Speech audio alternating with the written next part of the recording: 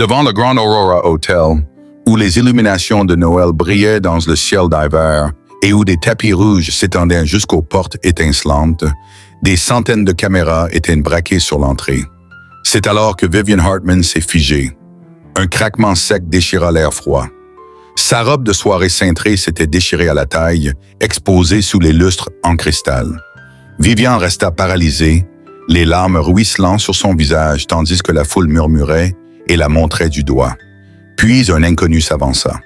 Un père célibataire, vêtu de vêtements de travail usés, tenait une paire de vieux ciseaux. New York, la semaine précédant Noël, portait ses plus beaux atours. Les flocons de neige flottaient entre les réverbères comme des cendres d'un feu plus doux. Des ampoules jaunes pendaient de toutes les vitrines. Des chants de Noël flottaient depuis des haut-parleurs situés à l'extérieur du hall de l'hôtel, se mêlant au bruit de la circulation et au rire. Le parfum du pain et de la cannelle flottait dans le vent glacial. L'hôtel Grand Aurora se dressait tel un palais d'un autre siècle, tout en marbre blanc et en laiton poli jusqu'à obtenir un éclat doré. À l'intérieur, les plafonds s'élevaient si haut qu'ils absorbaient le son.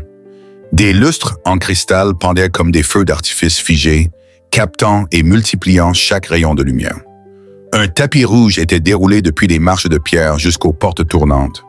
2 rangées de sapins de Noël bordaient le chemin, décorés de boules de verre rouge et de rubans dorés qui ondulaient dans la brise.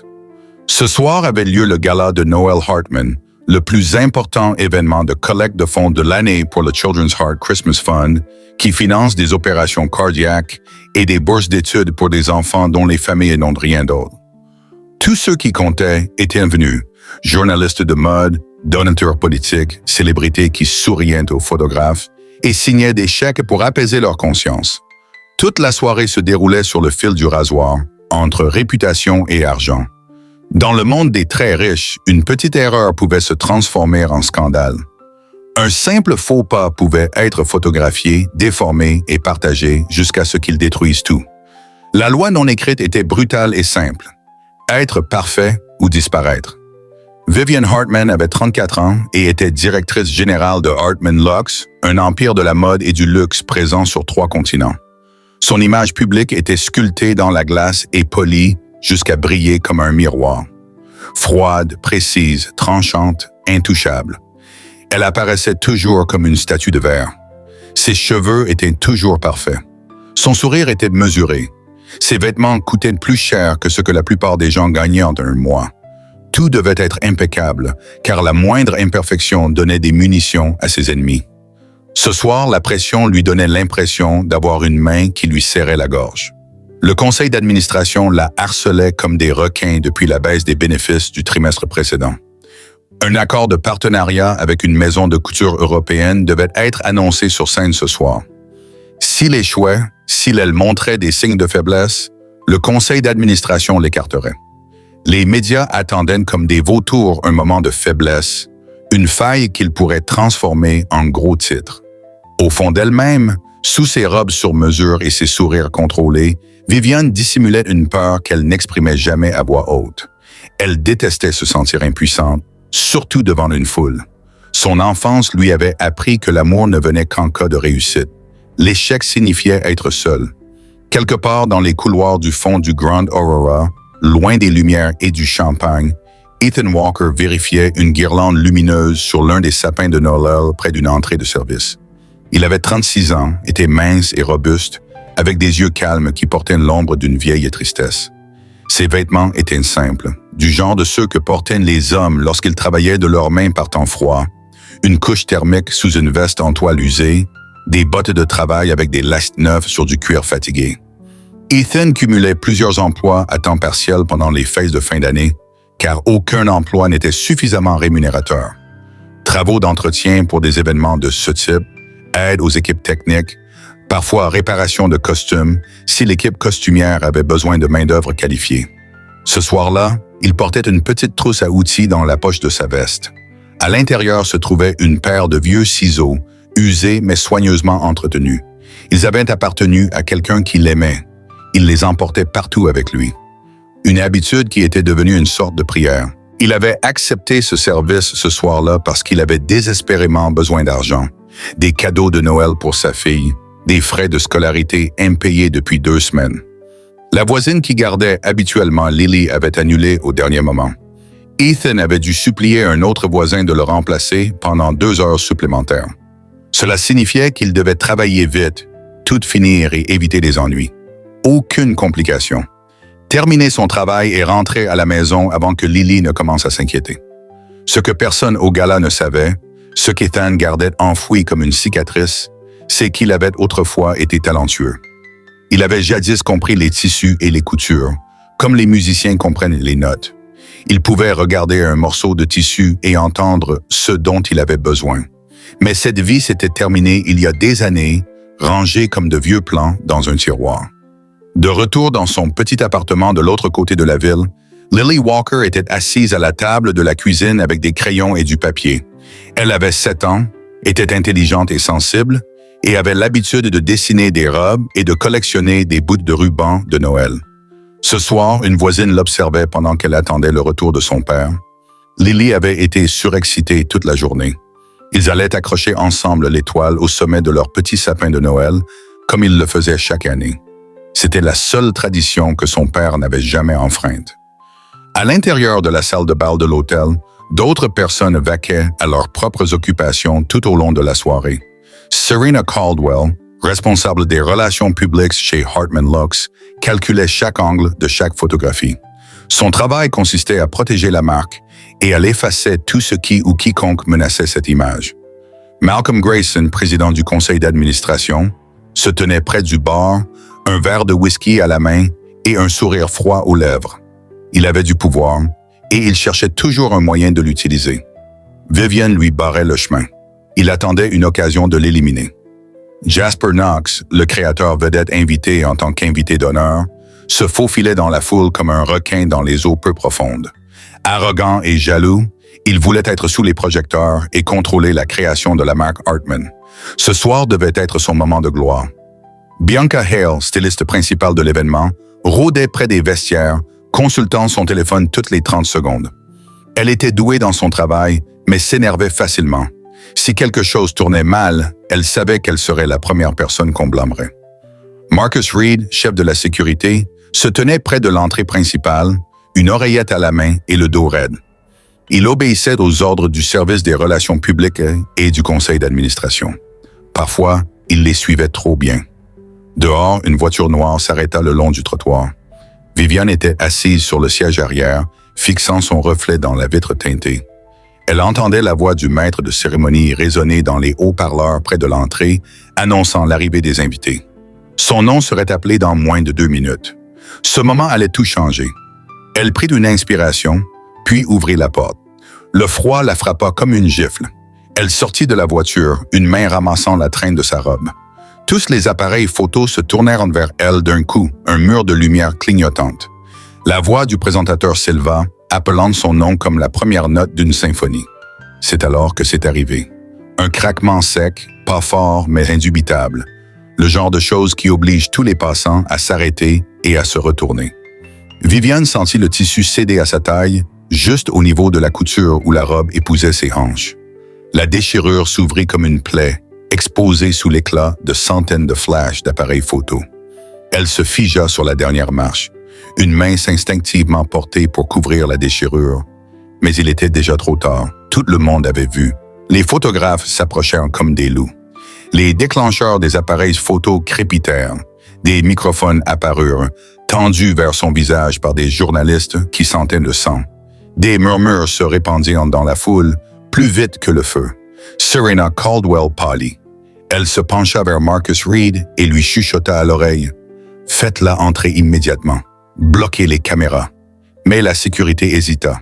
S'ils attrapaient Vivian et l'emmenaient de force, cela paraîtrait brutal. La vidéo deviendrait virale en quelques minutes. Mais s'ils la laissaient là, la robe déchirée serait photographiée sous tous les angles et le scandale éclaterait. Vivian essaya de sourire. Le sourire se fissura. Pendant quelques secondes, elle se sentit mise à nu devant le monde entier. Tout le pouvoir qu'elle avait bâti, tout le contrôle pour lequel elle s'était battue, réduit à néant par une simple faille. Les larmes lui montèrent aux yeux. Elle se détestait pour ça. Tout le monde dirait qu'elle était faible. Les actionnaires diraient qu'elle n'avait pas la force de diriger. Derrière elle, le chaos se répandait depuis les couloirs de service. Bianca se précipita avec des épingles de sûreté et un bandage, mais il n'y avait pas le temps de ramener Vivian au vestiaire. La robe était trop serrée pour être fixée avec des épingles. Un seul faux pas, et le tissu se déchirerait encore davantage. Jasper Knox se tenait à quelques mètres de là, observant la scène. Une lueur de satisfaction traversa son visage. Malcolm Grayson sortit par l'entrée principale, le regard froid et calculateur. Il regarda la robe déchirée comme un chasseur regarde un animal blessé. « Ne laissez pas cette soirée tourner à la farce, dit-il doucement. C'est alors qu'Ethan apparut.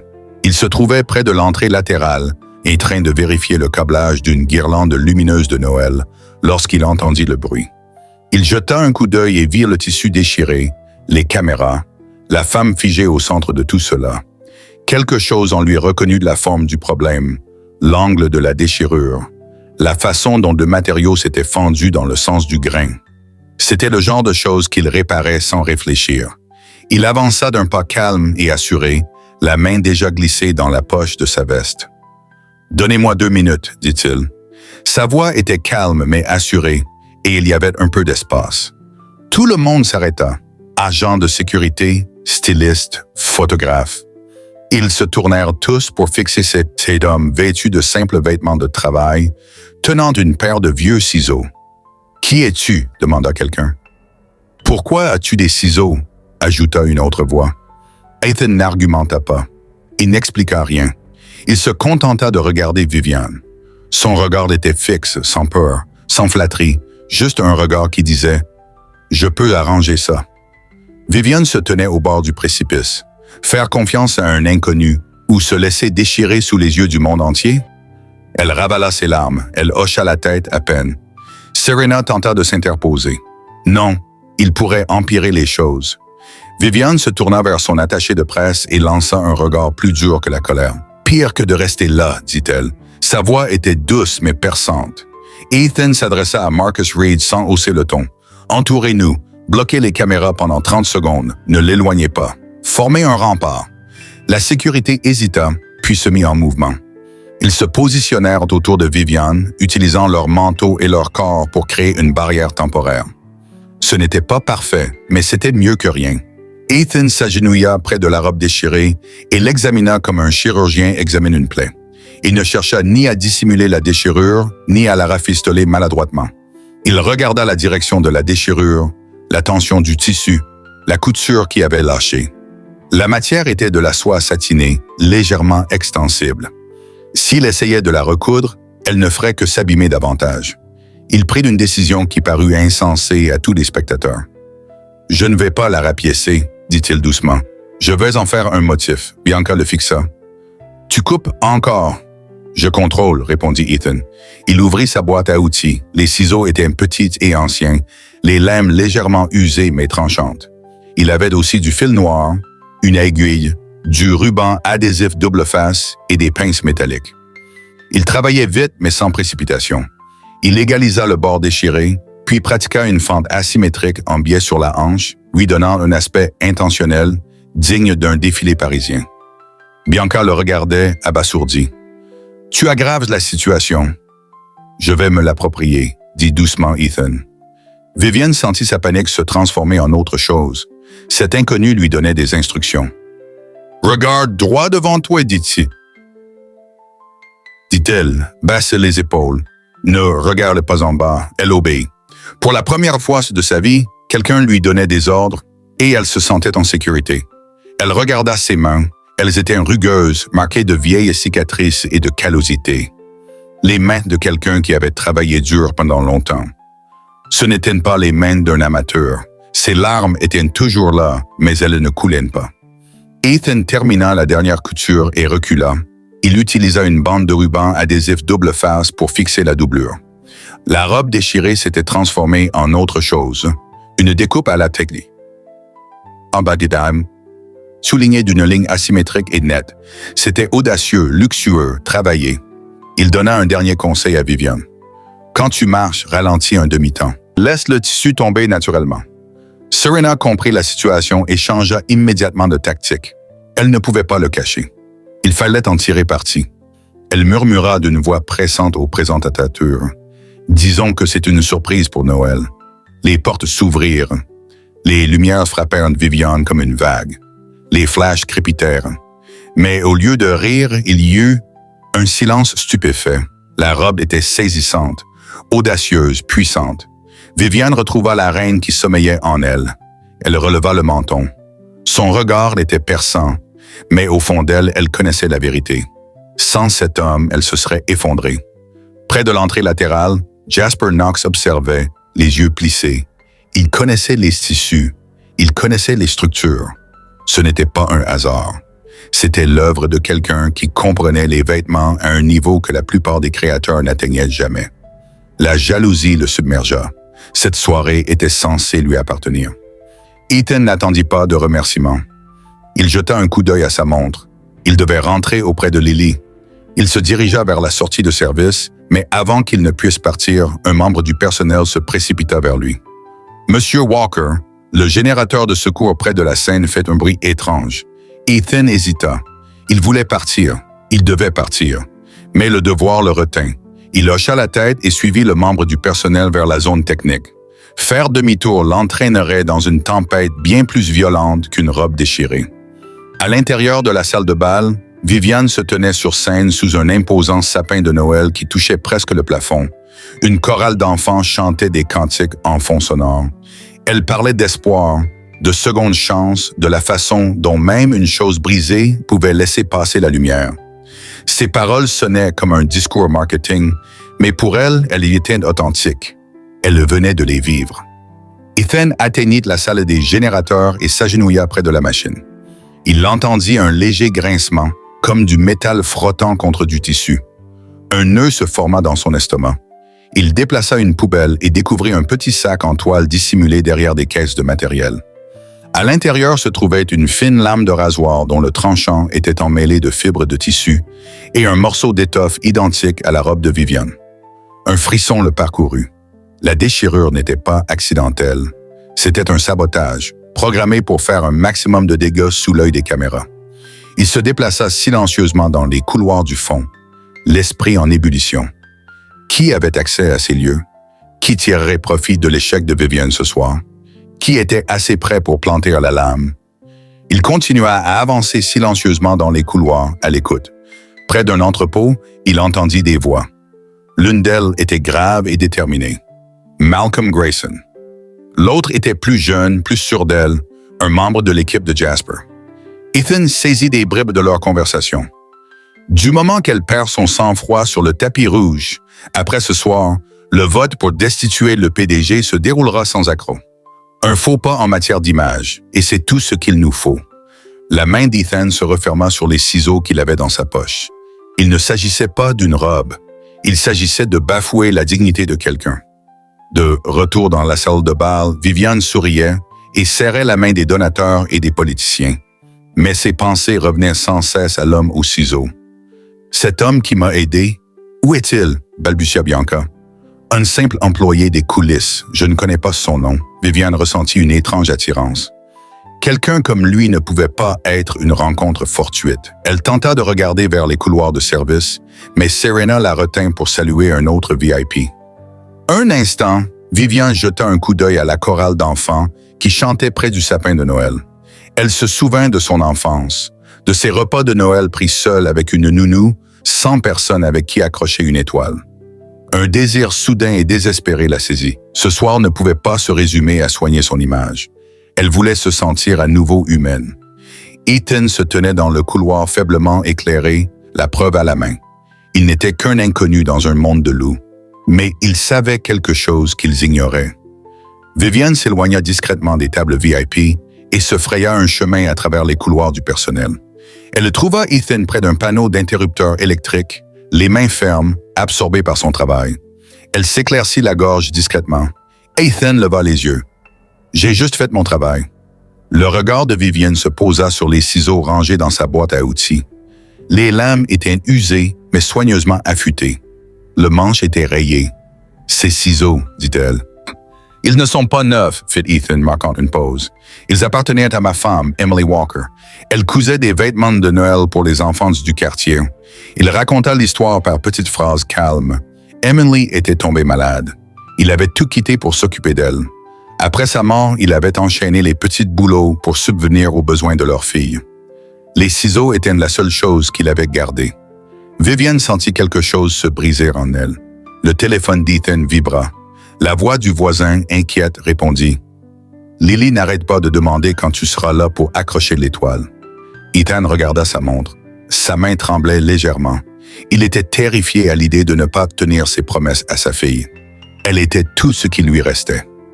En entendant le mot « étoile », Vivian sentit sa gorge se serrer. Elle n'avait jamais accroché d'étoile avec personne. « Tu as fait des études de design ?» demanda Vivian. Ethan évita son regard. « Un peu. Personne ne coupe comme ça avec juste un peu d'entraînement. » Ethan finit par l'admettre. Il avait fréquenté une école d'art. Il avait obtenu une bourse. Il avait rêvé de lancer une collection de Noël. Puis il s'arrêta, comme s'il avait avalé quelque chose de douloureux. « Les rêves ne nourrissent pas un enfant, dit-il. » De l'autre côté du couloir, Serena vit Vivian parler à l'agent d'entretien. Elle se précipita. « Ça ne fait pas bonne impression. » Malcolm Grayson observait la scène à distance. Son regard était froid et calculateur. « Cet homme en sait trop, pensa-t-il. » Vivian avait commencé à privilégier l'humain au masque et Ethan était devenu une cible. Serena prit Vivian à part et lui parla d'une voix basse et pressante. « Nous dirons que la robe est une création surprise de Jasper Knox. »« Pourquoi ?» demanda Vivian. « Pour éviter l'histoire d'un PDG sauvé par un pauvre employé, pour éviter les mêmes, pour garder le contrôle. » La mâchoire de Vivian se crispa. « Je ne m'approprie pas le travail des autres. » Jasper Knox retrouva Ethan dans un couloir dérobé. Il sourit, mais son sourire était tranchant. Il lui tendit une enveloppe. « Je vous paierai pour que vous oubliez tout. » Ethan refusa.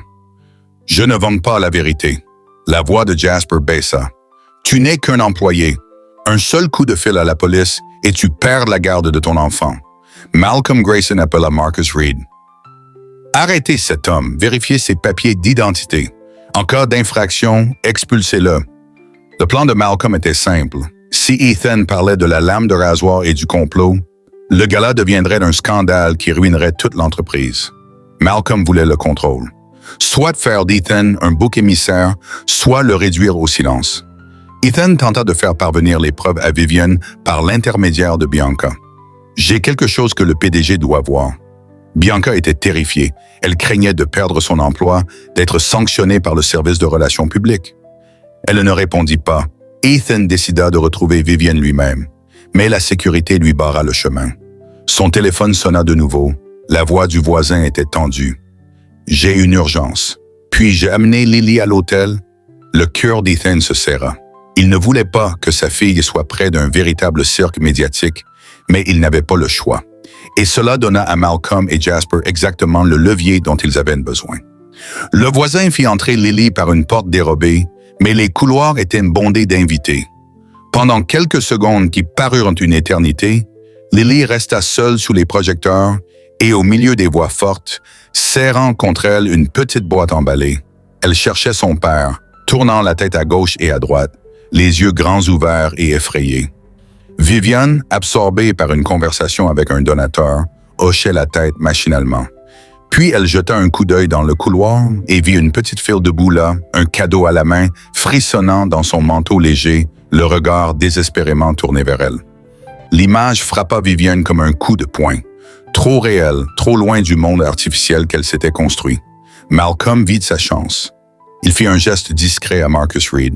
« Arrêtez cet homme. Il a apporté des ciseaux à un événement officiel. C'est une preuve suffisante de ses intentions. » Marcus se dirigea vers Ethan avec deux autres agents. Les caméras se mirent à filmer. Les invités sortirent leur téléphone. Serena paniqua. « Ne faites pas d'esclandre !» La voix de Malcolm était glaciale. « Exactement. Il nous faut un bouc émissaire. » Ethan garda son calme, mais sa voix tremblait. « Ne faites pas peur à ma fille. Je vous en prie, quoi que vous pensiez que j'ai fait, ne faites pas ça devant elle. » Lily se mit à pleurer, silencieusement, le cœur brisé. « Papa, rentrons à la maison et pendons l'étoile. Tu l'as promis. » Les caméras se tournèrent. Le scénario se dessinait déjà. Un homme armé de ciseaux arrêté au gala du PDG. Vivian avait entendu des bribes de conversation. « Vote à la lame de rasoir pour destituer le PDG. » Elle regarda Ethan. Il n'avait pas l'air d'un saboteur. Il avait l'air d'un père prêt à se faire tabasser pour protéger son enfant. Elle prit la décision la plus importante de sa vie. Elle descendit de la scène, ses talons résonnant sur le sol en marbre. Elle leva la main. « Laissez-le partir, dit-elle. » Sa voix résonna dans toute la pièce. Elle se tourna vers Ethan devant tout le monde. « Qu'avez-vous vu? Que savez-vous? » Ethan sortit la lame de rasoir et le morceau de tissu. Il indiqua l'endroit où la lame aurait pu être cachée, dans la poche du manteau d'un assistant costumier. Il leur demanda de vérifier les images de vidéosurveillance du couloir technique. Le visage de Jasper devint blanc. Malcolm essaya d'intervenir. « Ça suffit, faites entrer le PDG. » Mais la foule s'était transformée en salle d'audience. Les caméras étaient des juges. Vivian avait choisi la vérité plutôt que la réputation. Et maintenant, tout le monde regardait. Vivian ordonna l'ouverture immédiate du poste de sécurité. L'hôtel était partenaire de Hartman Lux, ce qui lui en donnait l'accès. Bianca et l'équipe technique affichèrent les images sur plusieurs écrans. Ce qu'ils découvrirent était accablant. Des images montraient un jeune assistant de l'équipe de Jasper se glissant dans les vestiaires 40 minutes avant le gala. Il s'était déplacé rapidement, jetant 2 coups d'œil par-dessus son épaule, était resté moins de 2 minutes à l'intérieur, puis était reparti les mains dans les poches. D'autres images montraient Malcolm et Jasper discutant dans un couloir fermé, leur langage corporel tendu et conspirateur. Malcolm se penchait en avant. Jasper acquiesçait. Des images datant du début de la semaine montraient le même assistant effectuant plusieurs allers-retours au service de rangement des vêtements. À chaque fois, il transportait un petit sac que la sécurité n'avait jamais contrôlé. Serena n'avait pas le choix.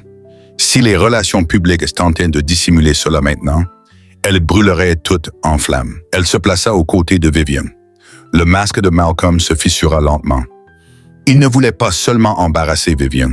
Il avait besoin de la discréditer devant les actionnaires afin de pouvoir la remplacer par quelqu'un qui ne poserait pas de questions sur des états financiers incohérents. Il dissimulait des infractions suffisamment graves pour mériter la prison. Il voulait les enterrer sous un scandale d'image. Vivian comprit que la poupée de Noël de ses enfants avait été utilisée comme une arme. Jasper essaya de déformer l'histoire. Il s'agit d'un malentendu. Mais les preuves étaient claires. Le rasoir, la vidéo, le témoignage du personnel des costumes. Jasper fut escorté hors de l'hôtel par la sécurité. Sa réputation s'effondra en une seule nuit. Vivian se tint devant la foule de donateurs et de journalistes. Elle parla clairement. C'est Ethan qui a sauvé la robe et le gala. Elle ne le présenta pas comme un acte de charité. Elle le présenta comme une reconnaissance. Sans lui, cette soirée n'aurait été qu'un désastre égoïste. Ethan ne demanda qu'une seule chose. « Je dois ramener ma fille à la maison. Elle a peur. » Vivian s'agenouilla devant Lily. « Quel est ton nom? » Lily tendit une petite boîte. « Papa a travaillé pour l'acheter. Je veux qu'il rentre à la maison et qu'il accroche l'étoile. » Vivian sentit sa gorge se serrer. Pour la première fois, elle comprit. Noël n'était pas un spectacle. C'était un petit appartement où les gens avaient besoin les uns des autres.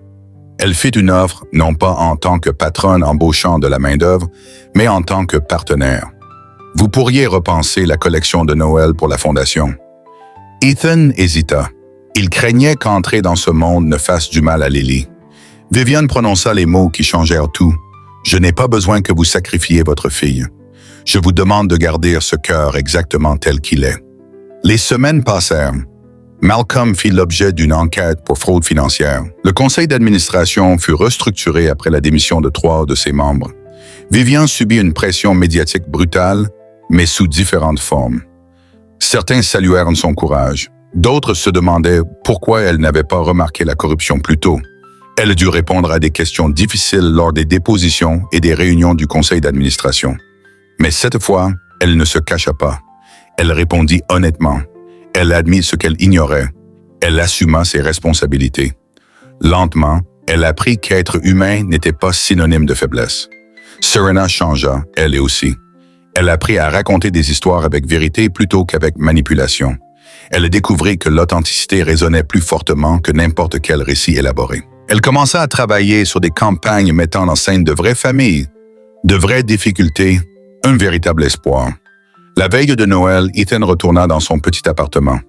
Le chauffage fonctionnait, ce qui était plus que ce que certaines personnes avaient. Les fenêtres laissaient passer les courants d'air, mais elles étaient recouvertes de rideaux que Lily l'avait aidé à choisir. Il y avait un tout petit sapin de Noël dans le coin. Il accrocha l'étoile au sommet en grimpant prudemment sur une chaise comme il l'avait promis. L'étoile était ancienne, achetée du vivant d'Emily, mais elle brillait encore. Lily s'était endormie sur le canapé des heures plus tôt, blottie sous une couverture, serrant sa boîte de crayons de couleur contre elle. Ethan la recouvrit d'une seconde couverture et l'embrassa doucement sur le front. Il regarda les vieux ciseaux posés sur la table de la cuisine. Ce n'étaient plus de simples outils, ils étaient la preuve que les secondes chances existaient, que les choses brisées pouvaient être rendues belles à nouveau. Quelqu'un frappa doucement. 3 petits coups silencieux.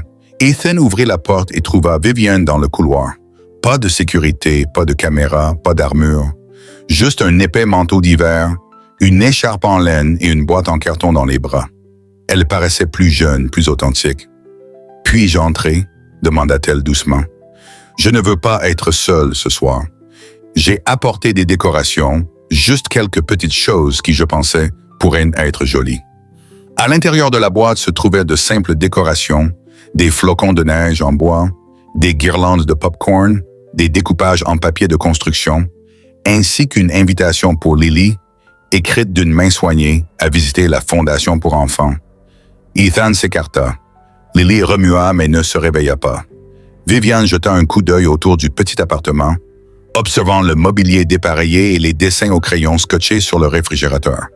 Ce n'était pas grand, mais c'était empli d'amour comme jamais son penthouse ne l'avait été. La robe fut exposée lors de la prochaine collecte de fonds de la Fondation. Elle l'intitula Second Stitch et raconta toute l'histoire. La vente aux enchères permet de récolter suffisamment d'argent pour financer des opérations à cœur ouvert pour 12 enfants. Ethan créa une collection d'accessoires pour Noël. Rubans, foulards, étoiles du soin. Chaque article était accompagné d'une carte. De la souffrance à la lumière, de l'échec à l'espoir, du désespoir à la beauté. La fin n'était pas un conte de fées, pas de mariage, pas de grandes déclarations. Mais il y avait quelque chose de plus calme et de plus réel. Une promesse qui se dévoilait lentement et funèbre. Vivian apprit à adoucir les angles qu'elle avait aiguisés pendant tant d'années. Elle apprit à demander de l'aide. Elle apprit que pleurer ne la rendait pas faible. Ethan apprit à ouvrir son cœur sans craindre de perdre Lily, ni de trahir la mémoire d'Emily. Il apprit que l'amour n'était pas fini. Il apprit qu'accueillir quelqu'un ne signifiait pas exclure quelqu'un d'autre. Le matin de Noël, alors que le soleil commençait à peine à teinter le ciel de noir à gris puis à or pâle, Vivian, Ethan et Lily se rendirent ensemble à l'hôpital pour enfants afin d'y distribuer des cadeaux. Des choses simples, des livres, des jouets, du matériel d'art, des choses qui comptaient plus que leur prix. Lily noua un ruban rouge autour du poignet de Vivian et sourit d'une joie spontanée. Vivian regarda Ethan de l'autre côté de la chambre d'hôpital, où un petit garçon ouvrait une boîte de blocs de construction. Ses yeux étaient humides, mais elle n'en avait pas honte. « Merci, murmura-t-elle, de ne pas m'avoir laissé tomber sur ces marches. » Ethan secoua lentement la tête. Il tendit la main et redressa le ruban à son poignet. « Ce n'était pas moi, c'était Noël. Je voulais juste vous rappeler que vous êtes encore humaine, qu'être humain, c'est suffisant. » La neige tombait doucement derrière les fenêtres de l'hôpital, recouvrant la ville d'un blanc paisible. À l'intérieur, 3 personnes qui avaient vécu seules, brisées de différentes manières, trouvèrent quelque chose qui leur manquait. Ni la perfection, ni le pouvoir, juste la simple et profonde chaleur d'être vu, aimé et accepté tel qu'on est.